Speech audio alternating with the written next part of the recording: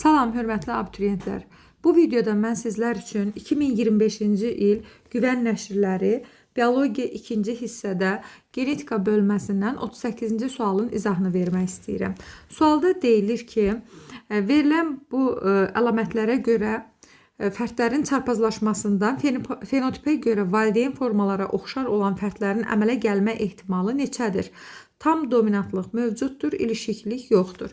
Bir çarpazlaşmalara baxırıq. Demək, heterozigot fərdi heterozigot fərdlə çarpazlaşdırdığımız zaman burada alınır böyüyə böyüyə, böyüyə kiçiyə, böyüyə kiçiyə, kiçik alar.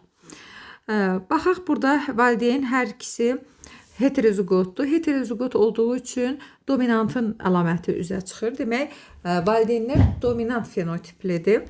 Alınan fərdlərdən isə 4də 3-ü dominant fenotiplidir. Yəni valideyninə oxşayır. Yazırıq 4də 3. Vuraq. İkinci çarpazlaşmaya baxaq.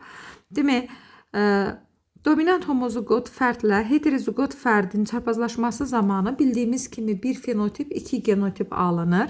Yazırıq. Böyük B-lər, böyük B, kiçik B, böyük B, böyük B, yenə böyük B, kiçik B alınır.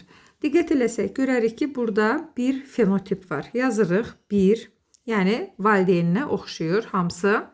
Üçüncü çarpazlaşmaya baxırıq. Böyük C-lər kiçik C çarpazlaşsın, böyük C, kiçik C. Yəni, heterozigot fərdləri bir-birlə çarpazlaşdırsaq alırıq. Böyük C, böyük C, böyük C, kiçik C, böyük C, kiçik C, kiçik alar.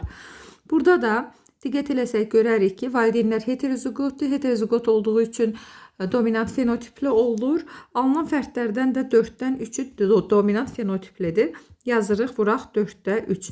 Bunu da hesablayanda 4 dəfə 4, 16, 3 dəfə 3 olur 9. Yəni, 16-da 9-u formalarına görə valideynlərinə oxşuyur. Yəni, fenotipinə görə valideynlərinə oxşuyur. Bu da olur doğru cavab D variantı.